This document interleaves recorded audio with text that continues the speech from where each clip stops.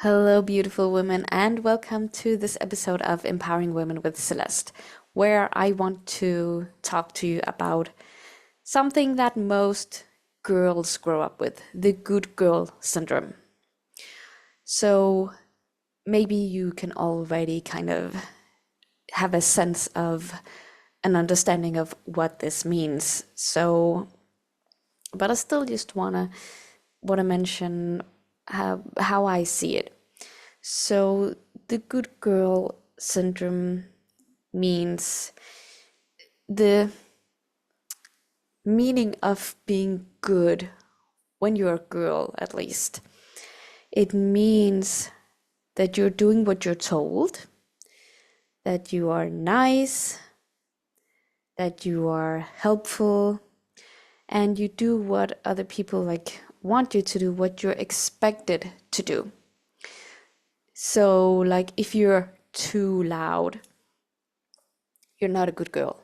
If you are being a little bit provocative, you're not a good girl. If you're challenging, pushing people a little bit, you're not a good girl. If you are if you are cursing, you're not a good girl. If you are if you have different opinion than anyone else, you're not a good girl. If you are if you are too selfish, like if you feel overwhelmed and everything becomes too much and you kind of leave, you want to go away for a bit, you're not a good girl. It's like if you have to be this host thing, you have to be there and sit quietly. That's a good girl.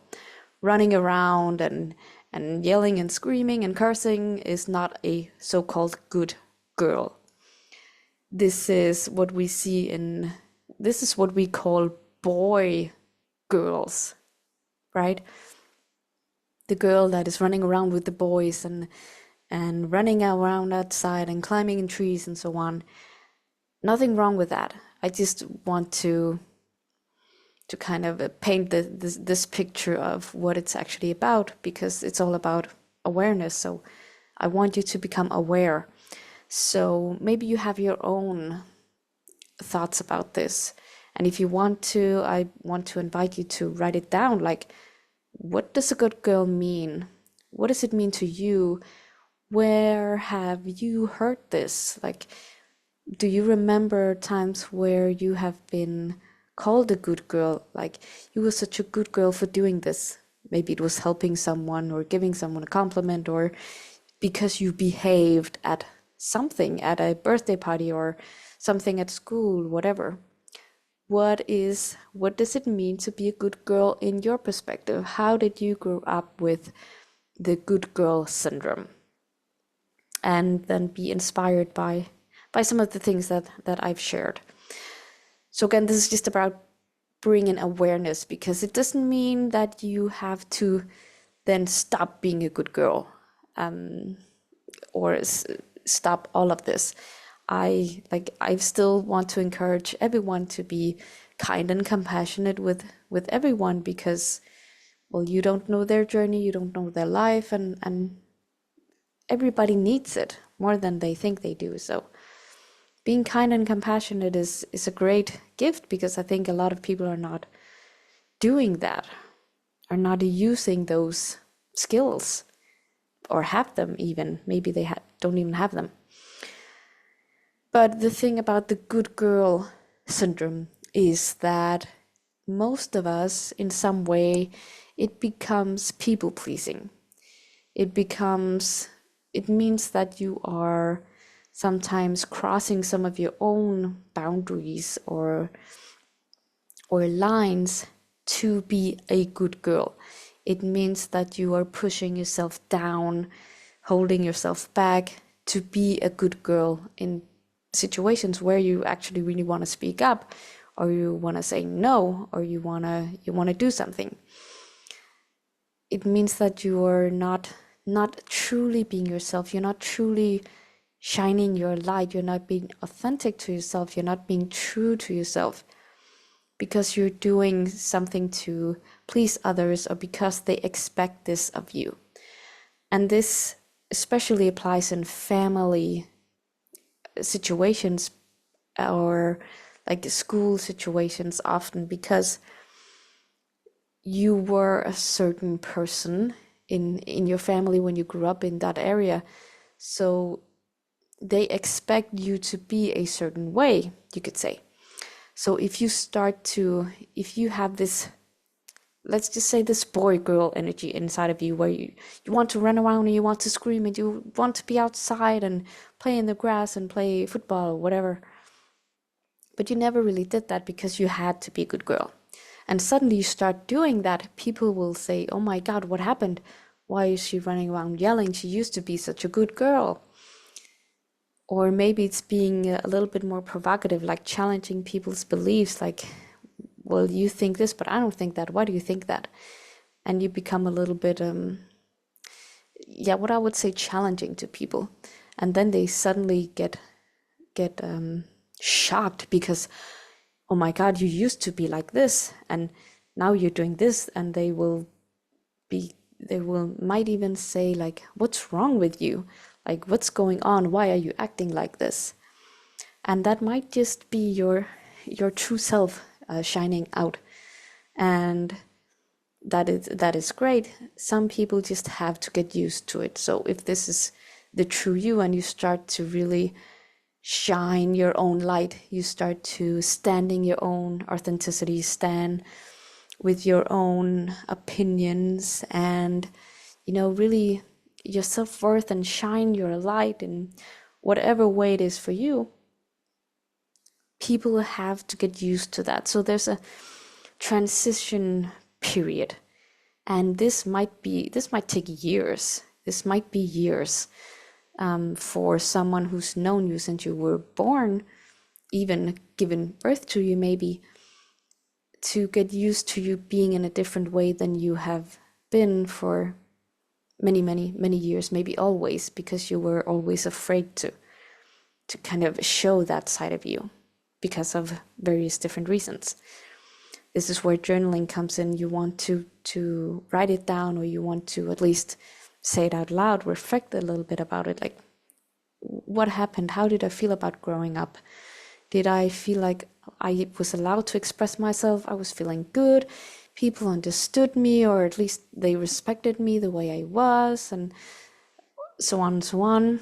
Or were you like, if you were too loud, they shush on you and say, shh, don't be so loud. Or if you curse too much, it will be, don't say things like that. And they maybe even punished you for doing so. Or maybe you were so sensitive that even the slightest, like, comment or eye contact, you could just see that I did something wrong, and then you were like, oh my God, I will never do that again. Because you wanted to, as kids, as babies especially, we want to be loved. We need to be loved, because if we're not, we will not survive. This is basic instinct. If our parents doesn't love us and they don't want to protect us, we will die. And that's why a lot of us, especially women, girls, as very small ones, we start to do this people pleasing because we need protection even more than boys. They're more likely to take care of themselves, but we really need this protection. So we're more inclined to start people pleasing, because people need to like us so we can feel safe, so we can survive. So this is basic instinct, just to let you know that it's okay, it's normal for most of us. But you're not a baby anymore. You can take care of yourself. You don't need to please others. You have the ability to find friends everywhere. You're not dependent on anyone, not even your parents. Like, you're a big girl now, right? So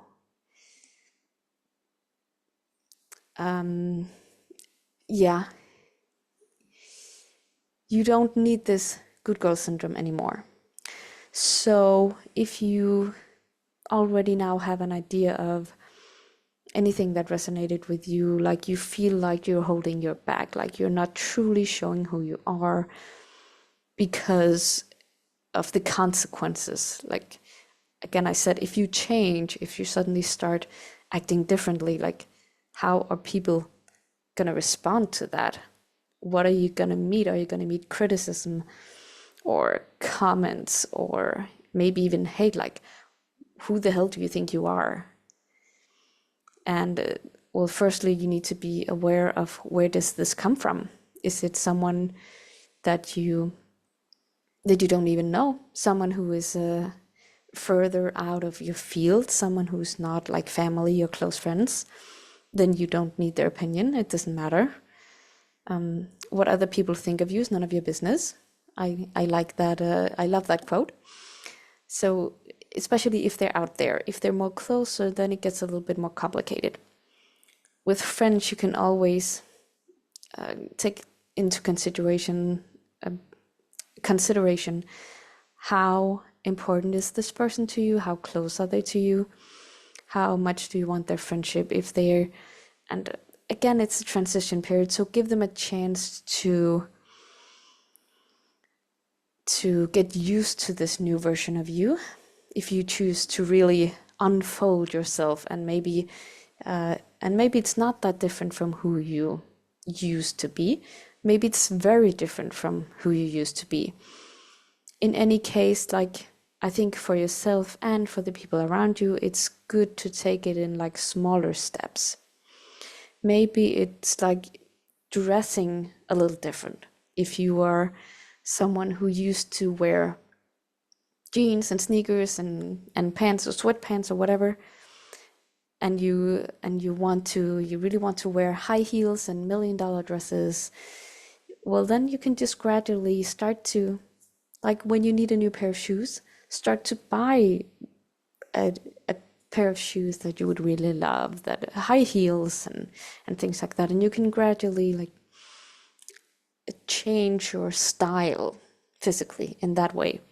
Maybe you start to paint your nails, or you start to do your hair, start to wear makeup. You can take it in like steps.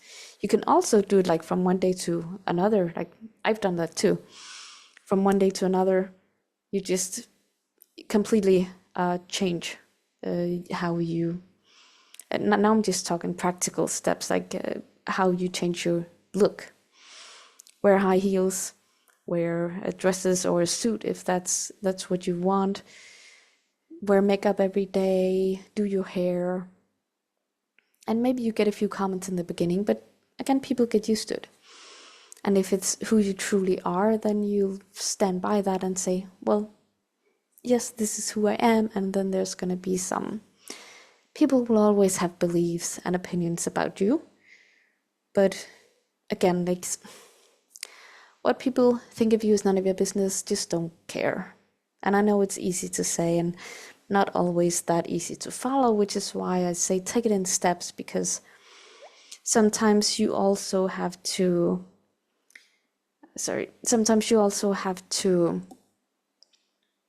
get used to it yourself. At least how I feel like that too, when I shift from wearing pants to dress or maybe more colorful clothes, like, because usually it's, dark gray, maybe brown, blue, or things like that, maybe a little bit of pattern. But if you really get into it and you suddenly shift to bright colors, to huge patterns, to very colorful patterns, it's a big shift. And people who know you or see you every day will recognize that and say, hey, what's going on? Why are you suddenly wearing that? So you can just, if that's the case and that's what you're afraid of, write in your journal or notebook somewhere, what are the fears? What are the comments you're afraid of getting? Write them down, and then write 2 or 3 responses you could come up with, for as many as you can, because then you're already prepared for what might happen. There can still happen, like they could say something you would not have even thought about, and well, you just deal with it in the way that you can at the time and moment in the best way you can. So that's just a way to kind of gradually go from the expectation, the good girl syndrome that I call it, and into your true self. It could also be like about beliefs, maybe a certain religion, or maybe you start going into a completely different world than you used to. Maybe if you were like a girly girl, like wearing dresses and pink and wearing makeup and doing your hair and really being a girl, kind of stereotypical girl, but you actually love football and you want to become a professional football player. Well, then you might want to start to, well, you change your words. And again, like you can always start by changing your looks, like slowly go from pink into other colors, and maybe be less I'm not sure which word to use, but kind of mindful about how you look. Maybe you want to start wearing like shorts or whatever it is that you wear when you play football, but start to talk about it a little bit, like follow games, and when you're with people, say, hey, did you watch this game, and did you see how they did, and how well they played or how badly they played, and kind of change the conversation into that. And then gradually over time they get used to you talking about this and having an interest in this.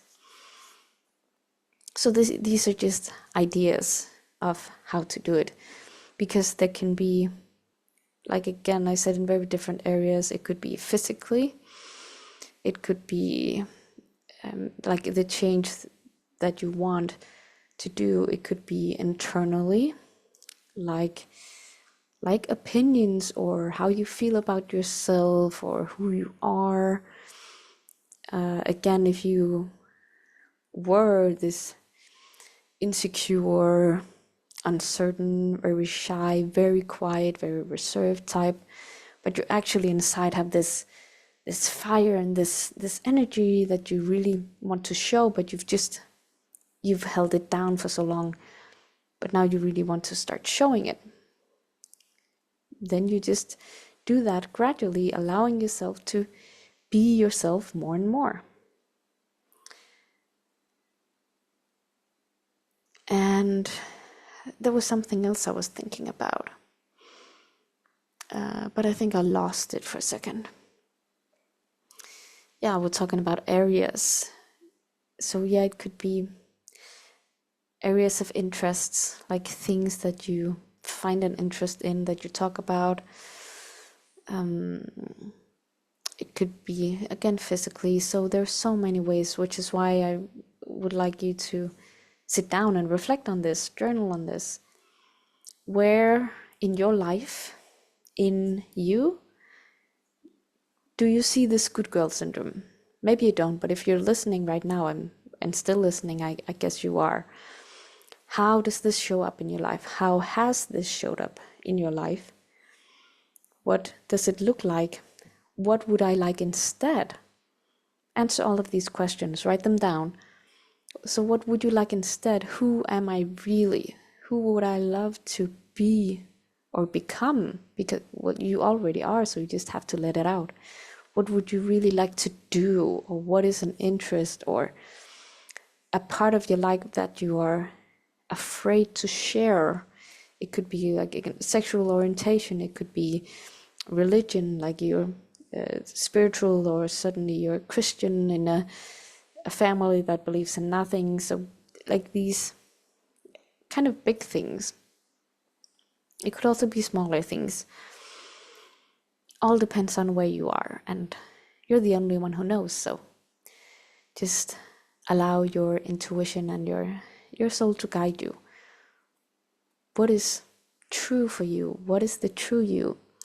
And sometimes maybe you even have to kind of like experiment. I've done that a lot. So kind of take on a personality, take on this energy. If you feel like I'm very shy, introverted, I'm always at home, I don't like to talk to people, then you try on this persona of being a person who loves being around people and who's got a lot of energy and who's talking to everyone, and see how that fits you.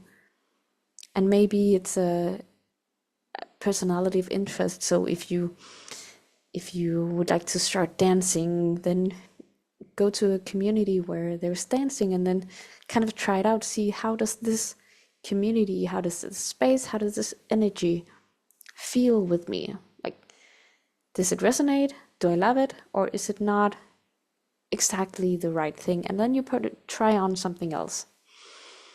So try on these different masks. It could also be like if you're very extroverted and you're very you got something going all the time, you cannot sit still, you talk a lot and you do all of these things. Maybe you want to try out something that is more grounded. Maybe you'll start to be more quiet. Maybe you'll try for just one conversation to say nothing. Like, do something you're not used to. Do the opposite maybe of what you usually do, and see, how does this work for me? What does this change in me, in my relationship with this person, in this situation? Try at different things. And if you feel like you can do this exercise I mentioned before, where you write down, okay, if I do this, what could happen? And what am I afraid will happen? And then you write down, okay, if this happens, I can do this and this and this, or this and this, and I can say this or this or this or this. And then you just take it down from each situation. And then the rest comes with experience. The more you do it, the more you try it on. Like riding a bike. The easier it gets, the more you learn, the more comfortable you become around it. Okay? So that was kind of my take on the good girl syndrome, and I really want to mention it, and I really want you to, well, if this resonated with you, I really wanted you to listen to this, because it's so important. Because for many, many years, we have been told to be the good girl. We have learned to behave like a good girl. But that's just not like a lot of us are. Yeah, I kind of feel like I love breaking the rules, like not legally, but like the social rules. So I'm over 30. I don't have a boyfriend or married or anything. I have actually kind of officially never really had a boyfriend. I don't have a house. I don't own a car. I'm like, I am a free spirit, you could say. I love having my freedom, so I don't even have an apartment. I just rent rooms, because then I can easily move from one place to another. And I don't have kids and all of that, which is, I don't have all of those things that are normal for a girl, for a woman my age, situation and so on. It's not normal. I'm just literally or generally not normal, which I love. It's I take pride in that, because I don't want to be normal, and I've always known that I wasn't. And yeah, so the good girl, or not being a good girl, has many, many faces. It could be like me, like a free spirit, or maybe you're more in your masculine, so you're the more of the strong, here I come women, type of woman. However it looks like for you, again, like I said, there's nothing right or wrong. There's only right and wrong for you. So you just have to figure out like what is right and wrong for you. But again, take everything with kindness and compassion, which doesn't mean that anyone has to can push your boundaries. You can say no in a kind and compassionate way. You can protect yourself in a kind and compassionate way, and so on. But just, yeah, there's no reason to like make a fight. Anyway, that is what I wanted to share with you today. So please let me know your thoughts, how you found this, how it helped you. What have you realized? Have you any insights or aha moments? If you do like this video, give it a like. If you feel like sharing it with someone that you think this could help, please do that. Subscribe if you want to hear more or listen to more of my videos or see the newest ones. And I'll see you at the next one. So have an amazing day and goodbye.